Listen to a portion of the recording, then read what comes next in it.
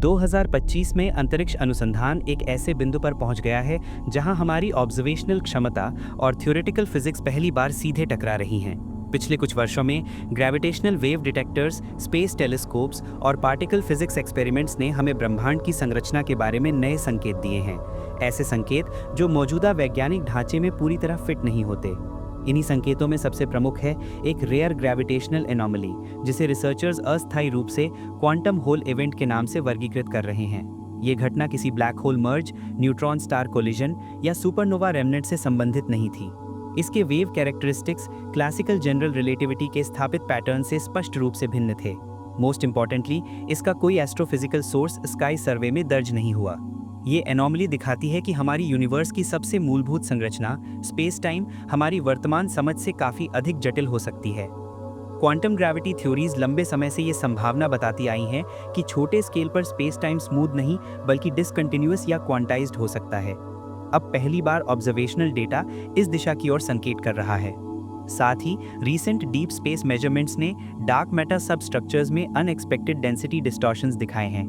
कुछ सिग्नल्स ऐसे पैटर्न्स प्रदर्शित करते हैं जो ट्रेडिशनल पार्टिकल मॉडल से मेल नहीं खाते।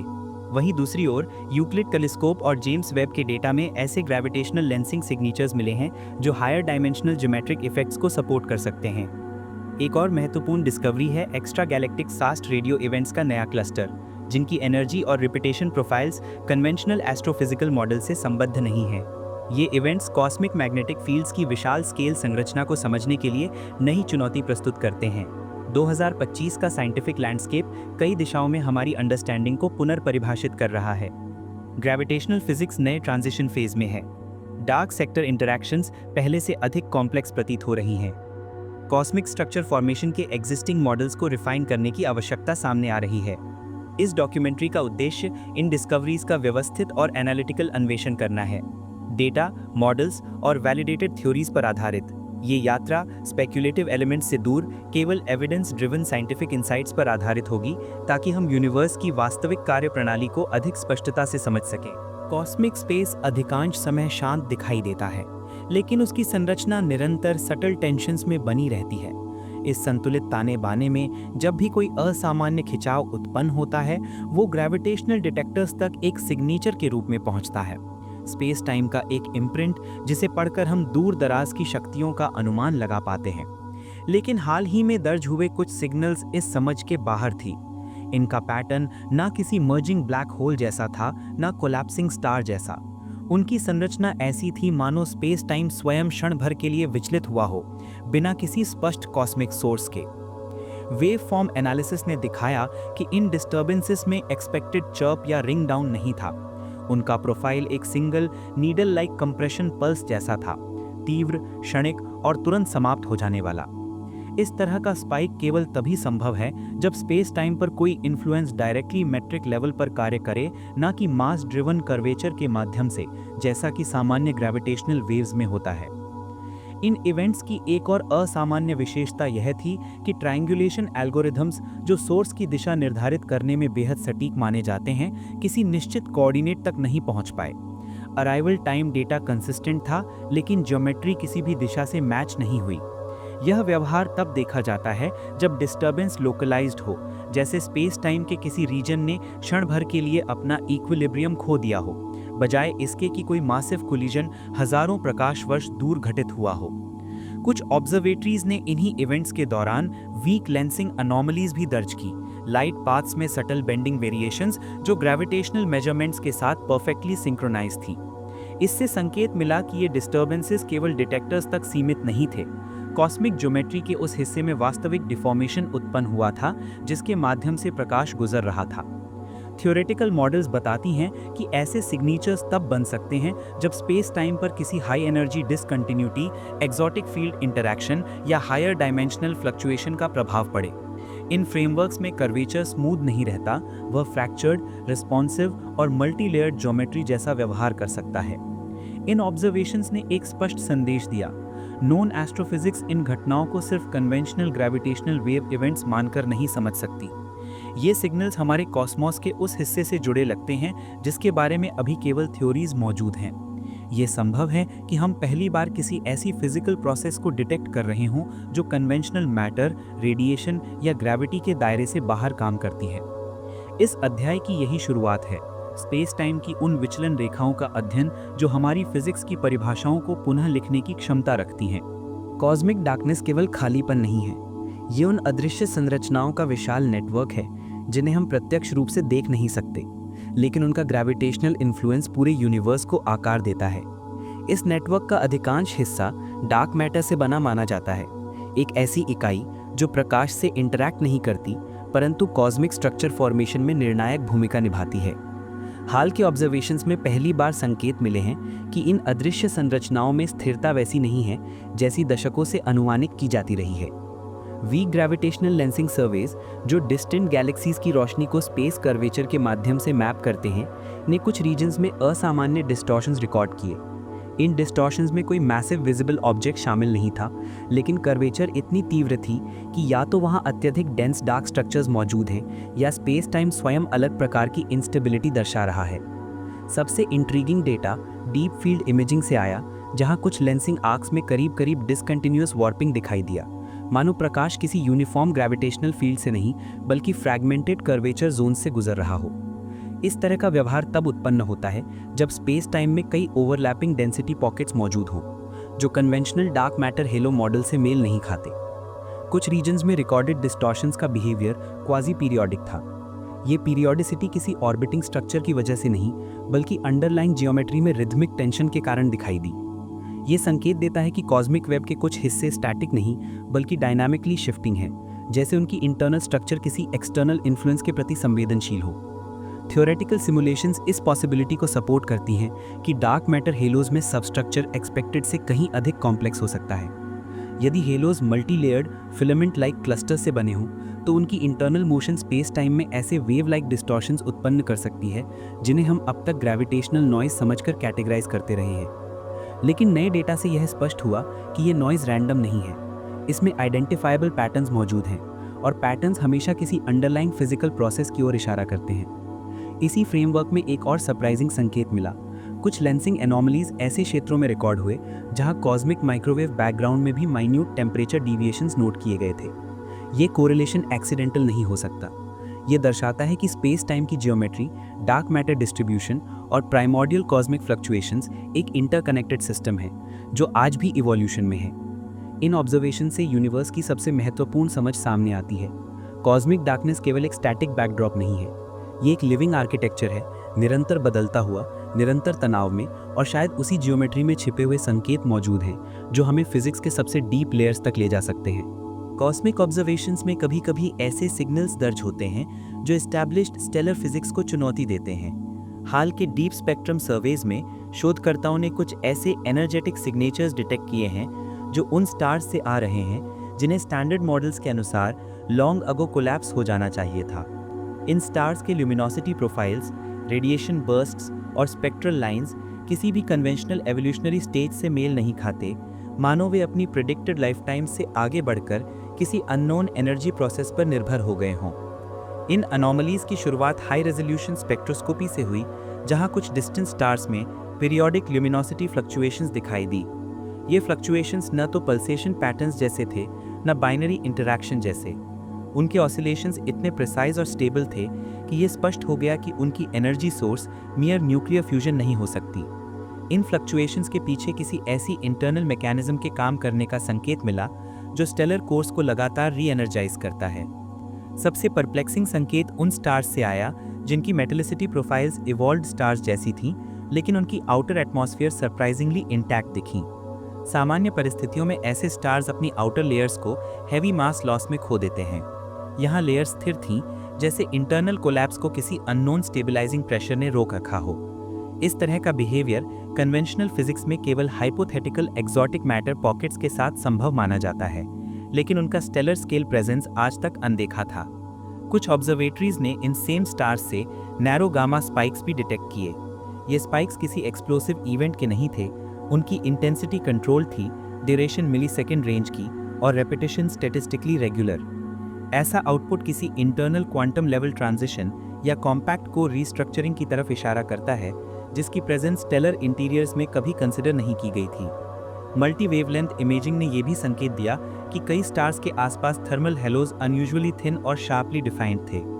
थर्मल डिस्ट्रीब्यूशन में ये यूनिफॉर्मिटी तभी बनती है जब surrounding space time curvature atypical हो। ये पॉसिबिलिटी सामने आई कि स्टार्स के आसपास की ज्योमेट्री किसी ऐसे मैकेनिज्म से प्रभावित हो रही है जो स्पेस टाइम को लोकल स्तर पर कंप्रेस करता है, और ये कंप्रेशन उनकी एजिंग प्रक्रिया को धीमा कर देता है। इस अध्याय की सबसे महत्वपूर्ण बात यह है कि इन स्टार्स का अस्तित्व कॉस्मिक टाइमलाइंस की फंडामेंटल अंडरस्टैंडिंग को बदल देता है। स्टेलर एवोल्यूशन को अब एक फिक्स्ड सीक्वेंस नहीं कहा जा सकता, ये डिस्क्रीट पाथवेज का कॉम्प्लेक्स नेटवर्क हो सकता है जिसमें कुछ स्टार्स अननोन फिजिकल कंडीशंस के कारण कोलैप्स से बच जाते हैं और लॉन्ग टर्म स्टेबिलिटी प्राप्त कर लेते हैं। ये संकेत यूनिवर्स के उस लेयर से जुड़ा लगता है जो कन्वेंशनल मैटर और नोन एनर्जी प्रोसेसेस से परे है, एक ऐसी लेयर जहां स्टार्स उतनी सीमाओं में बंधे नहीं हैं जितना हमने लंबे समय तक माना था। कॉस्मिक स्पेस में कुछ ऐसे क्षेत्र मौजूद हैं जहां प्रकाश भी अपनी दिशा खो देता है। वे रीजन्स जहां ग्रेविटेशनल कंप्रेशन इतनी तीव्र होती है कि इलेक्ट्रोमैग्नेटिक सिग्नल्स न केवल धीमे पड़ जाते हैं बल्कि कभी-कभी डिटेक्टेबल भी नहीं रहते। पिछले वर्षों में डीप रेंज ऑब्जर्वेटरीज ने पहली बार उन क्षेत्रों के पास से आने वाले फेंट लो फ्रीक्वेंसी पल्सेस रिकॉर्ड किए हैं जहां प्रकाश का व्यवहार स्थिर नहीं रहता। ये pulses conventional black hole activity से मेल नहीं खाते, इनका पैटर्न कोई अक्रीशन बर्स्ट या जेट सिग्नेचर नहीं दिखाता। इसके बजाय वेव फॉर्म इस तरह दर्ज हुई जैसे स्पेस टाइम स्वयं अपने भीतर ऑसिलेट कर रहा हो। इन सिग्नल्स की सबसे रिमार्केबल विशेषता यह है कि इनकी फ्रीक्वेंसी नियमित नहीं है परंतु रैंडमनेस भी नहीं दिखाती। ये एक ऐसा इंटरमीडिएट स्टेट है जो क्वांटम लेवल फ्लक्चुएशंस और लार्ज स्केल ग्रेविटेशनल मोड्स दोनों के गुण प्रदर्शित करती है। कुछ पल्सेस ऐसे थे जिनमें एम्पलीट्यूड राइज एंड फॉल किसी क्लासिकल सोर्स के बिना दिखाई दिया, मानो अंडरलाइंग ज्योमेट्री किसी इनविजिबल फोर्स द्वारा साइक्लिकली डिस्टॉर्ट हो रही हो। हाई सेंसिटिविटी इंटरफेरोमीटर्स ने उन रीजन्स की मैपिंग के दौरान कई सटल डिस्टॉर्शंस भी पकड़े जिनमें लाइट पाथ्स कुछ मिलीसेकंड्स के लिए बैंड होकर असामान्य ट्रैजेक्टरीज पर चले गए। ये बिहेवियर केवल तभी संभव है जब स्पेस टाइम किसी फ्लूइड लाइट इंस्टेबिलिटी में हो, जहां कर्वेचर एक स्थायी शेप नहीं रखता।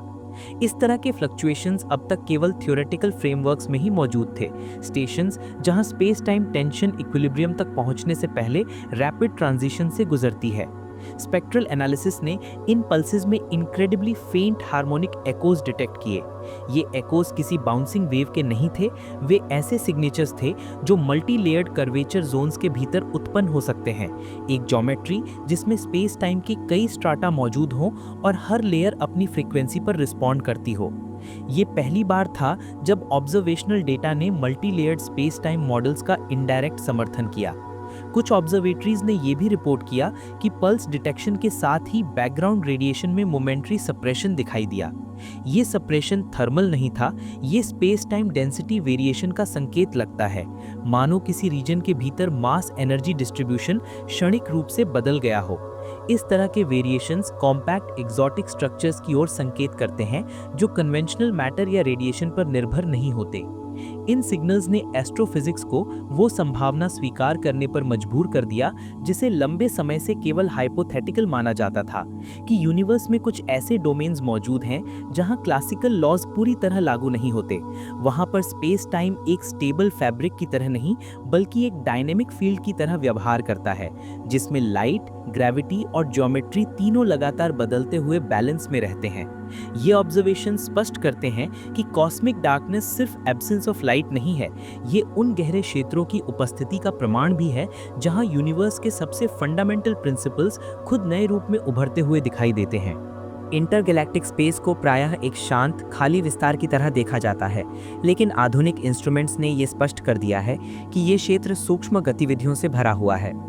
इस विशाल वॉइड में diffuse radiation, ultra thin plasma flows और इनविजिबल एनर्जी ग्रेडियंट्स मौजूद हैं, ऐसी संरचनाएं जो गैलेक्सीज को जोड़ने वाले कॉस्मिक वेब के भीतर लगातार गतिशील रहती हैं। हाल की हाई सेंसिटिविटी मेजरमेंट्स ने पहली बार उन एनर्जेटिक सिग्नेचर्स को रिकॉर्ड किया है जो इस वेब के भीतर गहरी स्तर पर छिपे हुए प्रोसेसेस की ओर संकेत करते हैं। एक महत्वपूर्ण खोज उन ultra low density plasma current से संबंधित है जो गैलेक्सीज के बीच फैलते हैं। ये करंट्स इतने डिफ्यूज हैं कि कन्वेंशनल डिटेक्टर्स उन्हें पहचान नहीं पाते, लेकिन नए इंटरफेरोमेट्रिक अरेज ने उनके द्वारा उत्पन्न माइक्रोस्कोपिक फील्ड वेरिएशंस को आइसोलेट किया। इन वेरिएशंस में एक सटल पीरियोडिसिटी थी, मानो इंटरगैलेक्टिक मीडियम किसी गहरे रिदमिक इन्फ्लुएंस के अधीन ऑसिलेट कर रहा हो। ये पीरियोडिक बिहेवियर किसी एक्सटर्नल इवेंट का परिणाम नहीं था, ये बैकग्राउंड फैब्रिक का इंट्रिंसिक कैरेक्टरिस्टिक प्रतीत हुआ। डिफ्यूज रेडिएशन मैपिंग में भी अप्रत्याशित पैटर्न्स उभरे। कुछ रीजन्स में बैकग्राउंड इंटेंसिटी एक स्मूथ ग्रेडियंट के बजाय डिसकंटिन्यूअस पॉकेट्स में बटी हुई दिखाई दी। इन पॉकेट्स में रेडिएशन का डिस्ट्रीब्यूशन बिल्कुल यूनिफॉर्म नहीं था। उनकी ज्योमेट्री ऐसे थी जैसे एनर्जी किसी अनसीन स्ट्रक्चर द्वारा चैनल या रीडायरेक्ट की जा रही हो। ये बिहेवियर कन्वेंशनल थर्मल प्रोसेसेस से एक्सप्लेन नहीं होता, क्योंकि इतनी विशाल दूरी पर किसी भी समान तापिक व्यवस्था में इतनी शार्प ट्रांजिशन संभव नहीं होती। मैग्नेटिक फील्ड ऑब्जर्वेशंस ने इस पिक्चर में एक और गहराई जोड़ी। इंटरगैलेक्टिक फील्ड्स लंबे समय से एक्सट्रीमली वीक और क्योटिक माने जाते थे, लेकिन नए डेटा से संकेत मिला है कि उनका डिस्ट्रीब्यूशन अनएक्सपेक्टेड कोहेरेंस दर्शाता है। कई रीजन्स में फील्ड लाइंस पैरेलल अलाइनमेंट में दिखाई दी, मानो कॉस्मिक वेब के भीतर एनर्जी ट्रांसपोर्ट के लिए विशाल पाथवेज निर्मित हों। ये अलाइनमेंट नेचुरल टर्बुलेंस के खिलाफ है और ये सुझाव देता है कि इंटरगैलेक्टिक मीडियम किसी सटल गाइडिंग मैकेनिज्म के अधीन हो सकता है। सबसे स्ट्राइकिंग संकेत उन रेयर एनर्जी पल्सेस से आया जो वॉइड रीजन्स के भीतर दर्ज किए गए। ये पल्सेस किसी स्टेलर या गैलेक्टिक प्रक्रिया से संबंधित नहीं थे। उनकी फ्रीक्वेंसी प्रोफाइल यूनिफॉर्मली स्मूथ थी और उनका डिके किसी नोन एस्ट्रोफिजिकल एमिशन जैसा नहीं था। ऐसा प्रतीत हुआ कि ये पल्सेस इंटरगैलेक्टिक मीडियम की इंटरनल डायनेमिक्स का परिणाम है, किसी ऐसी प्रक्रिया के संकेत जिनमें एनर्जी और ज्योमेट्री सीधे एक दूसरे को प्रभावित करते हैं। ये अध्याय यूनिवर्स के उस स्तर को उजागर करता है जिसे लंबे समय तक इनर्ट माना जाता था। अब ये स्पष्ट है कि गैलेक्सीज के बीच का विस्तृत खालीपन वास्तव में एक एक्टिव लैंडस्केप है, ऐसा लैंडस्केप जो कॉस्मिक इवोल्यूशन को उस हद तक प्रभावित करता है जिसकी कल्पना पहले कभी नहीं की गई थी। इंटरगैलेक्टिक स्पेस पैसिव नहीं, बल्कि एक इंट्रिकेट एनर्जेटिक सिस्टम है जिसका इन्फ्लुएंस कॉस्मिक स्ट्रक्चर के हर स्तर तक पहुंचता है। ऑब्जर्व्ड रियलिटी की सीमाएं उस बिंदु पर समाप्त हो जाती हैं जहां प्रकाश हम तक पहुंचने की क्षमता खो देता है।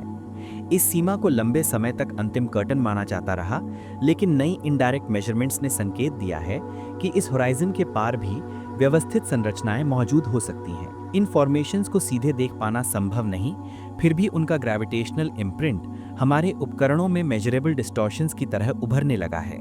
बैकग्राउंड एनाइसोट्रॉपी सर्वेस ने कुछ दिशाओं में ऐसे डिविएशंस दर्ज किए जो साधारण फ्लक्चुएशंस से अलग थे। इंस्ट्रूमेंटल नॉइज जैसा दिखने वाला ये पैटर्न कई स्वतंत्र ऑब्जर्वेशंस में दोहराया गया, जिससे स्पष्ट हुआ कि इन वेरिएशंस के पीछे कोई स्थायी कारण मौजूद है। ये संकेत मिला कि होराइजन के पार मास डिस्ट्रीब्यूशन एक यूनिफॉर्म शीट नहीं है, वहाँ ऑर्गेनाइज्ड क्लस्टर्स या डीप डेंसिटी ग्रेडियंट्स मौजूद हो सकते हैं जिनका ग्रेविटेशनल पुल सीमा रेखा के करीब पहुंचकर सटल कर्वेचर चेंजेस उत्पन्न करता है। ग्रेविटेशनल मोड एनालिसिस ने एक और रिमार्केबल फीचर दिखाया। कुछ डिस्टॉर्शंस में स्मूथ डायरेक्शनल कोहेरेंस थी। ये कोहेरेंस किसी लोकल इंटरैक्शन का परिणाम नहीं हो सकती, बल्कि किसी बड़े दूरस्थ सोर्स की ओर इंगित करती है। ऐसा प्रतीत हुआ मानो होराइजन की परत के परे विशाल संरचनाएं प्रेशर ग्रेडियंट्स उत्पन्न कर रही हों और इंडेक्स वेरिएशंस उसी दूरस्थ टेंशन का फेंट सिग्नेचर हों।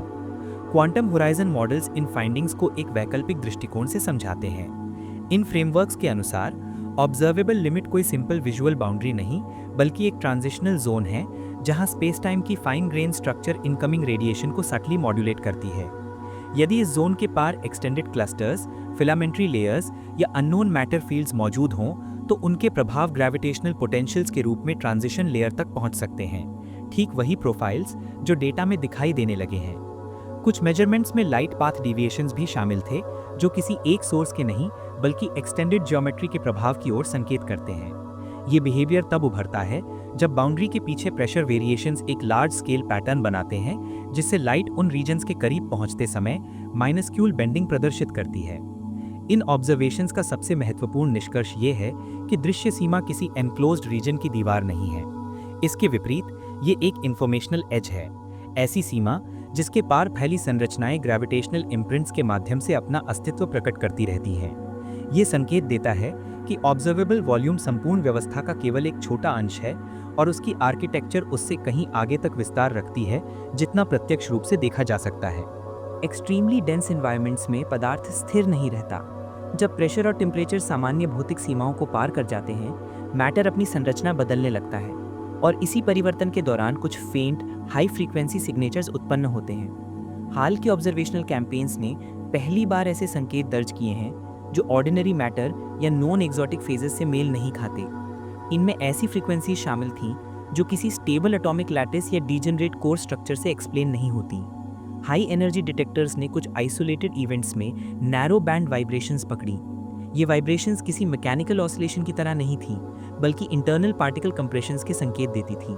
उनकी एम्पलीट्यूड रिमार्केबली यूनिफॉर्म थी, मानो पदार्थ किसी फोर्स्ड इक्विलिब्रियम में पहुंचकर बार बार कोलैप्स स्टेट से रिबाउंड कर रहा हो। इन ट्रांजिशंस का टाइम स्केल इतना छोटा था कि उनका ओरिजिन किसी कॉम्पैक्ट एनवायरनमेंट में ही संभव माना गया, ऐसा एनवायरनमेंट जहां एटॉमिक बाउंड्री स्वयं अस्थिर हो जाती हैं। कुछ ऑब्जर्वेटरीज ने इन वाइब्रेशंस के साथ सटल थर्मल ऑफसेट्स भी दर्ज किए। टेम्परेचर वेरिएशंस इतने छोटे थे कि सामान्यतः अननोटिस्ड रह जाते, लेकिन सिंक्रोनाइज्ड फ्लक्चुएशंस बताते हैं कि मैटर फेज शिफ्ट साइकिल्स में फंसा हुआ था। इस तरह का बिहेवियर थ्योरेटिकल मॉडल्स में केवल तब उभरता है जब एनर्जी स्टेट्स हाईली क्वांटाइज्ड हो जाएं और स्ट्रक्चरल स्टेबिलिटी माइक्रोस्कोपिक इंटरवल्स में बदलती रहे। स्पेक्ट्रल डिकम्पोजिशन से एक और विशिष्ट संकेत मिला। कुछ ट्रांजिशंस में एनर्जी लीकेज असिमेट्रिक था। यह असिमेट्री किसी एक्सटर्नल डिस्टर्बेंस का संकेत नहीं था, यह इंट्रिंसिक इंस्टेबिलिटी का रिजल्ट प्रतीत हुआ। ऐसा लगता था जैसे मैटर के भीतर होने वाले रीअरेंजमेंट्स एक डायरेक्शनल बायस उत्पन्न कर रहे हों, जो ऑब्जर्व्ड सिग्नेचर में सटल ड्रिफ्ट के रूप में दिखाई देता है। यदि यह इंटरप्रिटेशन सही है, तो यह फिनोमिनन उस बिहेवियर की ओर इशारा करता है जहां internal geometry self organise cycles को जन्म देती है। कुछ डिटेक्टर्स ने फेंट हार्मोनिक लेयरिंग भी दर्ज की। मल्टीपल फ्रीक्वेंसीज एक साथ मौजूद थीं, लेकिन वे एक दूसरे से इंटरफेयर नहीं कर रही थीं। ये फीचर क्लासिकल सिस्टम्स में रेयर है। इसका मतलब है कि ट्रांजिशंस इंडिपेंडेंट येट सिंक्रोनस थी, जैसे मटेरियल स्ट्रक्चर कई ओवरलैपिंग स्टेट्स में एग्जिस्ट कर रही हो। ये बिहेवियर केवल थ्योरेटिकल मेटास्टेबल फेजेस में देखा गया था, लेकिन अब ऑब्जर्वेशनल डेटा इसकी वास्तविक अभिव्यक्ति का संकेत देता है। इस अध्याय का सार यह है कि matter in its most unstable form एक सिंपल कोलैप्स सीक्वेंस का पालन नहीं करता। इसके बजाय वह एक ऑसिलेटरी रिजीम में प्रवेश कर सकता है, ऐसा रिजीम जहां स्ट्रक्चरल आइडेंटिटी बार बार पुनर्निर्मित होती है। इन सिग्नल्स ने यह समझने का मार्ग खुला है कि एक्सट्रीम कंडीशंस में पदार्थ केवल टूटता नहीं, बल्कि नई सिमेट्री कंस्ट्रेंट्स के अनुसार स्वयं को पुनः व्यवस्थित भी कर सकता है। इन फाइंडिंग से यह स्पष्ट होता है कि हाई डेंसिटी एनवायरनमेंट्स फिजिक्स में उन क्षेत्रों को उजागर करते हैं जहां कन्वेंशनल मॉडल्स पर्याप्त नहीं रहे और जहां नई व्याख्याएं हमारे सामने उभरने को तैयार हैं। डिस्टेंट रीजन्स के बीच किसी भी प्रकार का प्रत्यक्ष संबंध सामान्यतः असंभव माना जाता है। विशाल दूरियों और इंटरवीनिंग मैटर के कारण सिग्नल्स एटीन्यूएट हो जाते हैं और इंटरैक्शंस अपने प्रभाव खो देते हैं। लेकिन हाल के मेजरमेंट्स ने पहली बार ऐसे एनर्जेटिक थ्रेड्स का संकेत दिया है जो वाइडली सेपरेटेड जोन्स को सटली सिंक्रोनाइज करते प्रतीत होते हैं। ये सिंक्रोनाइजेशन किसी ट्रांसमिशन की तरह नहीं, बल्कि अंडरलाइंग फील्ड इंटरैक्शंस की उपस्थिति का संकेत देती है। कुछ लॉन्ग ड्यूरेशन मॉनिटरिंग अरेज ने इंटेंसिटी फ्लक्चुएशंस में ऐसे पैटर्न्स पकड़े जिनका फेस कोहेरेंस दूरस्थ क्षेत्रों में भी प्रिजर्व्ड था। ये कोहेरेंस किसी एक्सीडेंटल सिमिलैरिटी का परिणाम नहीं हो सकती, क्योंकि फ्लक्चुएशंस का टेम्पोरल स्पेसिंग इतना प्रिसाइज था कि वो इंडिपेंडेंट इवेंट्स द्वारा उत्पन्न नहीं हो सकता। ऐसा प्रतीत हुआ कि फ्लक्चुएशंस किसी शेयर्ड मैकेनिज्म के साथ लिंक्ड हैं, जैसे दो दूरस्थ क्षेत्रों में किसी अनसीन फ्रेमवर्क की एक्टिविटी समान रिदम में रेजोनेट कर रही हो। फील्ड मैपिंग इंस्ट्रूमेंट्स ने यह भी दिखाया कि कई फेंट डिस्टर्बेंसेस एक नैरो डायरेक्शनल बैंड में अलाइन थे। ये अलाइनमेंट रैंडम डिस्ट्रीब्यूशन से शार्पली अलग थी। ऐसा लगा जैसे ये डिस्टर्बेंसेस किसी इनविजिबल कॉरिडोर के भीतर कन्फाइंड हों, एक ऐसा मार्ग जिसे देखा नहीं जा सकता, लेकिन जिसकी उपस्थिति एनर्जेटिक कंसिस्टेंसी के माध्यम से ज्ञात होने लगती है। इन कॉरिडोर्स की ज्योमेट्री इरेगुलर थी, लेकिन उनकी ओरिएंटेशन काफ़ी स्टेबल रही, जिसे ये संकेत मिला कि अंडरलाइंग स्ट्रक्चर टाइम वेरिएबल नहीं है। कुछ डिटेक्टर्स ने इन पाथवेज के भीतर unusually fast rise and fall pulses भी दर्ज किए। उनकी velocity profiles expected propagation limits का पालन नहीं करती थीं। वे एटेन्युएशन के बजाय एक स्टेडी एम्पलीट्यूड बनाए रखती थी, जैसे इंटरैक्शन किसी मीडियम के भीतर डैम्प नहीं हो रहा था। ये व्यवहार कन्वेंशनल फील्ड्स में संभव नहीं। इसके लिए ऐसे मीडियम की आवश्यकता है जिसमें रेजिस्टेंस न्यूनतम हो, या शायद ऐसा एनवायरनमेंट जहां इंटरैक्शंस किसी ऑल्टरनेट चैनल के माध्यम से स्थिर रखे जाते हों। एनालिसिस से ये भी पता चला कि इन थ्रेड्स के आसपास बैकग्राउंड नॉइज सप्रेस था। ये सप्रेशन थर्मल या एनवायरनमेंटल नहीं था, बल्कि एक पैटर्न जैसे सराउंडिंग रीजन अपनी इंटरनल वेरिएशंस को स्टेबलाइज कर रहा हो। ऐसा स्टेबलाइजेशन तभी संभव है जब थ्रेड्स किसी कोहेरेंट स्ट्रक्चर का हिस्सा हों जो नियर बाय फ्लक्चुएशंस को सेल्फ रेगुलेट कर सके। इन ऑब्जर्वेशंस का सबसे महत्वपूर्ण इम्प्लीकेशन ये है कि डिस्टेंट रीजन्स आइसोलेटेड यूनिट्स नहीं है। सटल इंटरैक्शंस उन्हें ऐसे सिस्टम्स में बदल देते हैं जहां बिहेवियर एक लार्जर फ्रेमवर्क द्वारा गाइडेड होता है। एनर्जेटिक थ्रेड्स किसी ट्रांसमिशन लाइन की तरह नहीं, बल्कि एक बाइंडिंग पैटर्न की तरह व्यवहार करते हैं। एक संकेत की अंडरलाइंग रियलिटी में शायद ऐसी आर्किटेक्चर्स मौजूद हैं जो नॉन फिजिकल सेपरेशन को सीमित नहीं मानती। ये अध्याय उसी पॉसिबिलिटी की ओर इशारा करता है जहां डिस्टेंट जोन्स किसी बड़े अनऑब्जर्व्ड ऑर्डर के तहत जुड़े हुए प्रतीत होते हैं। जैसे जैसे ऑब्जर्वेशंस गहराई तक पहुंचते गए, यह स्पष्ट हुआ कि कुछ रिमोट जोन्स ऐसे व्यवहार प्रदर्शित कर रहे हैं जो कन्वेंशनल फिजिकल मॉडल्स में फिट नहीं होते। यहाँ फेमिलियर इक्वेशंस अपनी प्रेडिक्टिव एक्यूरेसी खो देती हैं, ग्रेडियंट्स अचानक बदल जाते हैं, एक्सपेक्टेड सिमेट्री टूट जाती है और मेजरेबल पैरामीटर्स ऐसे वैल्यूज अपनाते हैं जो किसी भी एस्टैब्लिश्ड फ्रेमवर्क के अनुरूप नहीं है। यह ट्रांजिशन अब्रप्ट नहीं, बल्कि धीरे धीरे अनफोल्ड होने वाली प्रक्रिया है, मानो फैमिलियर फिजिक्स एक लेयर की तरह डिसिपेट हो रही हो और बीनीथ इट कोई अलग नियम उभर रहा हो। इन क्षेत्रों में रिकॉर्डेड ऑसिलेशंस एक अनयूजुअल फ्रीक्वेंसी बैंड में होती हैं। उनकी टाइमिंग इरेगुलर है, लेकिन फिर भी उनमें एक हिडन ऑर्डर दिखाई देता है। यह ऑर्डर किसी क्लासिकल पीरियोडिक सिस्टम जैसा नहीं, बल्कि एक इमर्जेंट पैटर्न जैसा लगता है, जिसमें फ्लक्चुएशंस किसी डीपर मैकेनिज्म का संकेत देती हैं। यह ऐसा व्यवहार है जो पारंपरिक थ्योरीज में प्लेस नहीं किया जा सकता, क्योंकि फ्लक्चुएशंस नीदर थर्मल हैं, neither magnetic nor purely structural. वे किसी ऐसे इन्फ्लुएंस को दर्शाते हैं जो अभी तक क्लासिफाइड नहीं है। इंस्ट्रूमेंट सिग्नेचर से पता चलता है कि यहाँ propagation delays expected scaling follow नहीं करते। कुछ सिग्नल्स धीमे हो जाते हैं तो कुछ बिना किसी लॉस के ट्रैवल करते हैं। यह डिफरेंशियल प्रोपिगेशन फेमिलियर मीडिया में संभव नहीं। ऐसा लगता है कि लोकल एनवायरनमेंट किसी ऐसी प्रॉपर्टी में ऑल्टर हो रहा है जो इंटरैक्शंस को डिफरेंट रिजीम्स में शिफ्ट कर देती है। यह शिफ्ट ग्रेजुअल है, जैसे सराउंडिंग फैब्रिक अपनी क्वालिटीज बदल रहा हो। डेंसिटी मैप्स भी एक पैराडॉक्स दिखाते हैं। कुछ क्षेत्रों में matter normalization pattern statistically impossible symmetry दिखाते हैं, जबकि एडजेसेंट रीजन्स में शार्प डिस्टॉर्शंस मिलते हैं। ऐसा लगता है कि जोन्स किसी अंडरलाइंग फील्ड टोपोलॉजी के अनुसार पार्टीशन्ड है, एक ऐसी टोपोलॉजी जो करंट फिजिक्स द्वारा मॉडल नहीं की जा सकती। इन पार्टीशंस के एजेस पर सबसे जटिल रीडिंग्स मिलती हैं। वहाँ क्वांटिटीज एक मिक्स्ड स्टेट की तरह बिहेव करती हैं, न पूरी तरह क्लासिकल न पूरी तरह एग्जॉटिक। यह बाउंड्री स्टेट ही संकेत देता है कि फेमिलियर फिजिक्स किसी डीपर स्ट्रक्चर की सुपरफिशियल लेयर मात्र है। इस पॉसिबिलिटी को स्ट्रेंथन करता है spectral shift data. Certain wavelengths unexplained drift दिखाती हैं। वे न एक्सेलरेशन से उत्पन्न है न ग्रेविटेशनल ऑल्टरेशन से। ऐसा ड्रिफ्ट केवल तब संभव है जब लोकल रूल्स इंटरैक्शंस को रीडिफाइन कर रहे हों।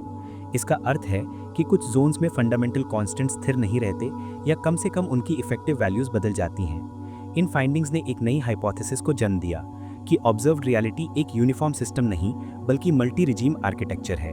एक ऐसा आर्किटेक्चर जिसमें फेमिलियर लॉज सीमित दायरे में वैलिड हैं और उससे आगे कुछ अलग फ्रेमवर्क्स डोमिनेंस ले लेते हैं। यह अध्याय इसी इमर्जिंग पॉसिबिलिटी को समझने की दिशा में पहला कदम है, एक संकेत कि नॉन फिजिक्स शायद पूरी कहानी नहीं, बल्कि केवल उसका आरंभिक अध्याय है। जब ये विश्लेषण समाप्त होता है, एक बात स्पष्ट दिखाई देती है। हमारा विज्ञान जिस वास्तविकता को स्थिर मानकर चलता है, वह स्वयं स्थिर नहीं है। कॉस्मिक डिटेक्टर्स से प्राप्त ये नया डेटा हमें उस सीमा तक ले आता है जहां ज्ञात नियम पीछे छूट जाते हैं और उन संरचनाओं के संकेत उभरने लगते हैं जिनके अस्तित्व की हमने केवल कल्पना की थी। इन एनॉमलीज ने यह प्रमाणित किया कि ब्रह्मांड की पृष्ठभूमि में ऐसे सटल पैटर्न्स मौजूद हैं जिनका व्यवहार वर्तमान फ्रेमवर्क से मेल नहीं खाता। कभी दुर्लभ ऑसिलेशंस, कभी अप्रत्याशित डायरेक्शनल शिफ्ट्स, कभी ऐसा एटेन्यूएशन जिसे किसी भी क्लासिकल मॉडल से नहीं समझाया जा सकता। हर रीडिंग एक नए स्तर की ओर संकेत करती है। यहाँ से आगे का मार्ग अनुमान के नहीं, बल्कि नए विज्ञान के निर्माण का मार्ग है। ये वो बिंदु है जहाँ इंक्वायरी समाप्त नहीं होती, यहीं से उसका अगला चरण शुरू होता है। अब वैज्ञानिक समुदाय नवीन इंस्ट्रूमेंट्स, रिफाइंड सेंसिटिविटी और ऑल्टरनेटिव मॉडल्स के साथ इन संकेतों को दोबारा देखने की तैयारी कर रहा है। ये बदलता हुआ परिदृश्य सिर्फ डेटा का विस्तार नहीं, ये हमारी समझ का विस्तार है, और आने वाले वर्षों में ये परिवर्तन आधुनिक भौतिकी की दिशा निर्धारित करेगा। इस डॉक्यूमेंट्री के समापन पर इतना निश्चित है कि जो कुछ दर्ज हुआ है वह अंतिम उत्तर नहीं, बल्कि प्रश्नों की एक नई श्रृंखला की उद्घोषणा है। यदि ये विश्लेषण आपके लिए मूल्यवान रहा तो आगे की एक्सप्लोरेशंस और डिटेल्ड इन्वेस्टिगेशंस देखने के लिए चैनल को सब्सक्राइब करें, अपने विचार कमेंट्स में साझा करें और अगली शोध आधारित प्रस्तुति के लिए नोटिफिकेशन सक्रिय रखें।